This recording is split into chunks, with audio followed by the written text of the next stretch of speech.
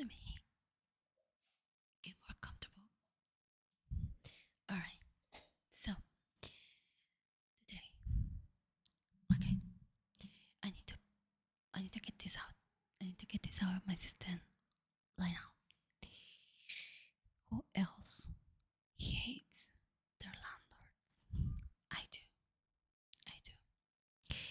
And I don't hate every landlord I got, but I hate this landlord in Mexico City. And it's like that everywhere, like in this country. I mean, no, not in every country. But I just can't wait. Like I'm so freaking tired and upset about these people because, well, first of all, since day one, like so the so basically like obviously pictures make everything look better. We know that. But the other thing is, so since day one when we arrived, um, so she, oops, sorry about that. So she was very kind, and she's this type of like spiritual people, like for everything they need, like oh, thank you. Oh my god, so annoying, so annoying. It's like, look, like you don't have to be like that with me. Like usually, what I've noticed is that all of these spiritual people are the ones that have the most issues. Like seriously, like it's just a shield for them not to show who they really are. Jesus Christ, sorry about that. I'm so sorry about this. Like seriously, like I can't tell you how annoyed I am. But this noise, like they've pissed me off. Like seriously. Anyway, so I need to tell you that basically, so since day one, it was alright. Like she was here, but for the first like I'm gonna say 15 days, like we were taking a shower, right?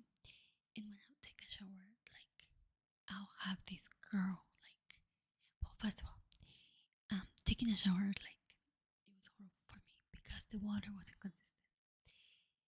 I got burned a couple times because, like, the water will shoot you, like, with, like, super hot water. Like, you have it in a good temperature, and then all of a sudden, like, the pressure will change and then just shoot you with, like, the strongest water, like, and hot. So I got burned. I got burned in my arm, and I got burned in my chest. Second, like, two times, different times. So it got to a point that I was like, okay, this is it. Like I can deal with it. Like I'm so fucking tired. Like I can shower properly. Like this is insane. So I have to. So my husband called her because at some point I was just up to here, but that wasn't it. We were trying not to be like needy people or like complain people. So I let it go. I never told my husband because I was like, I'll forget it. Okay. The problem started when like I was washing. It took me a whole fucking day to actually wash just one color of clothes, like dark clothes, for example. A whole day. Why? Because the machine doesn't spin. So here I am, like trying different things, and my clothes start getting smelly because it was a whole day wet, and I have to like like basically remove the water on my own by hand. I don't have to do that. Like we pay for this place specifically because it had a washer, it had a dryer, it had a gym, it had a pool, it had elevator. Um, basically, it was the best one for us. Well, and the location was good. It's very central and all that. But this situation with the clothes, it really pissed me off because I had to wash the clothes again because the clothes was getting stinky, like humid smell. So my husband saw me and I couldn't. Like that was the final straw for me. I was like, I can do this fucking shit. I can stand this. Like so that's how my husband found out about me getting burned and then the water and all that. Well, So my husband was like, let me take control. I was like, no, like I was really upset. So my husband ended up taking control, calling her and telling her, well, they came, they fixed it. They didn't fix the machine, the washer, because they're useless. Like they don't know what to, they don't know. Well, the problem is that the stupid lid, and this I just like I don't know how I figured it out, but I figured out that the lid doesn't close. So it doesn't. If it doesn't close, it doesn't spin. So every time I wash, and then after an hour I go, and then I put the softener, and then I let it wash again because it doesn't ring for some reason. Another hour I need to go back. Now I need to press the button to drain. But for that I need to lift the lid and close it, lift and close it into it kind of locks. So I had to be there like trying.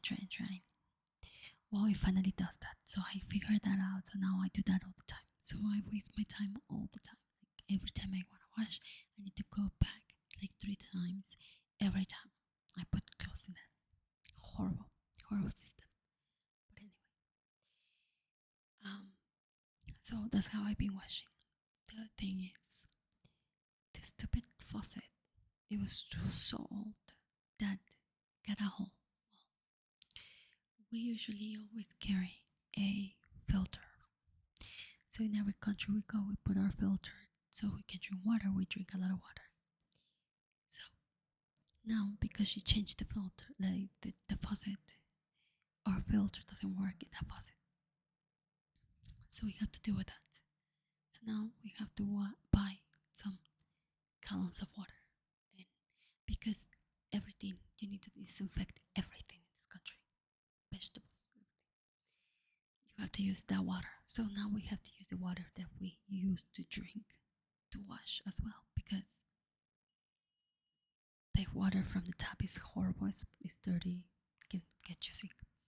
So I've been doing that. The elevator doesn't work sometimes, so my husband had to carry 40 liters to the 13th floor. I'm already up to here. I'm like, seriously.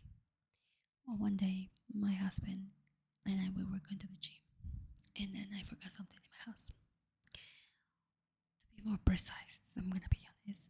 Like, I had an issue. I had my period, and I found out, and I had to run inside. You guys know, girls, you know the issue. So it's like, oh, fuck's sake. So anyway, you know when it comes one day before, things like that will happen. So I'm like, oh, here we go. So I had to go. I had to get inside the house to get my stuff and then leave. My husband. We live in the 13th floor again. So if we let it go, it's another 2 minutes that we will need to wait until the elevator comes up, or more than 2 minutes. I believe. But that's not it.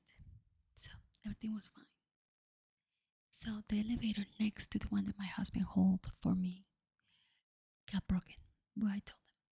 What was the coincidence that after like a day that I told them this elevator is broken, they sent me a letter with the tenant.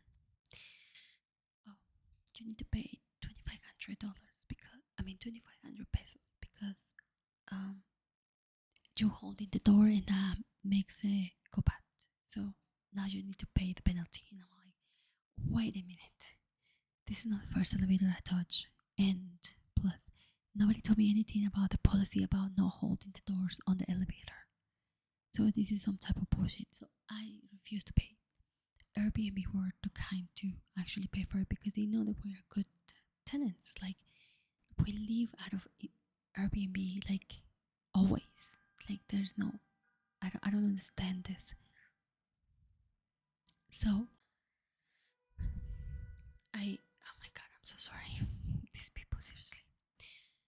Then, then I had a talk with her. Like, she's like, well, you need to pay it. Like, she gave me attitude.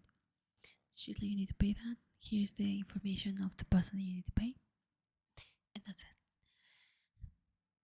This is not just a message. Like, see, she seriously, like, sent me, like, like a book of messages. Like I was like, mm-mm, that's not gonna work for me or with me. So I was like, I'm not paying that. And she's like, well, since you cannot pay it, like she was trying to pull some basic psychology on me. She's like, so since you can pay it, I'll pay it, but you're gonna have to pay the Airbnb. And I'm like, go ahead. We're gonna fight with Airbnb because I'm not paying that. I took videos and pictures from the elevator, and I took pictures of the Airbnb uh, policy on the website. There was nowhere where it says don't hold the door on the elevator, like literally nowhere. So I was like, why is she like seriously like I don't understand why she keep like telling me like she doesn't own her mistakes, you know? And I keep and I'm like and then later on this week, like actually I think it was Saturday or something. I don't remember what day, but anyway, like she sent me a letter from the building saying that because we hold the doors, the parts got messed up and that's why they need to change it. And they sent it to the laboratory to check. I was like, that's bullshit. And I said, you know what? Well, that's good. I said to her, that's good because that will help you so you can show that to your tenants, to your guests in the future, so you don't have to pay for your mistakes. And she's like, it wasn't a mistake. I was like, yes, it was. So these spiritual people doesn't want to, they don't like to own their mistakes, you know? That's what I noticed. Like, I know many, and I think only like 2 or 3 people that I know that are spiritual that are not like that. But most of them, they're like, they don't like to say, yes, it was my mistake.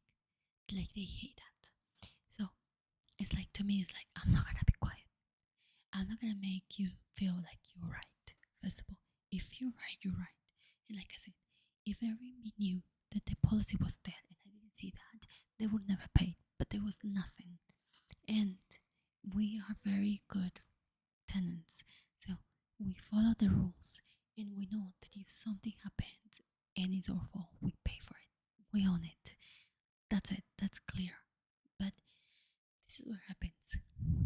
And yesterday we were like, well, I always shower after the gym, and then well, I was getting ready to go to the gym, and then I went to the laundry room, and then I was gonna turn on the heater from the boiler, so when I come back, it's hot, so I can jump in the shower right away. Well, when I went in, oh my god, it was a mess. It was like a lagoon. Everything was full of water. Like the the heater wasn't working properly. Like it wasn't even turning on. The water was coming out of it. Like it was a mess. Right now it's a mess. I was just like seriously like I need to wash my hair. My hair is super dirty right now because you know a hair is washed every other day. You cannot wash your hair every day. And I do that. I do that every other day. So it's been 2 days since I haven't washed it, and oh, it feels horrible. It feels so greasy, and I need to wash this. But that's not the thing.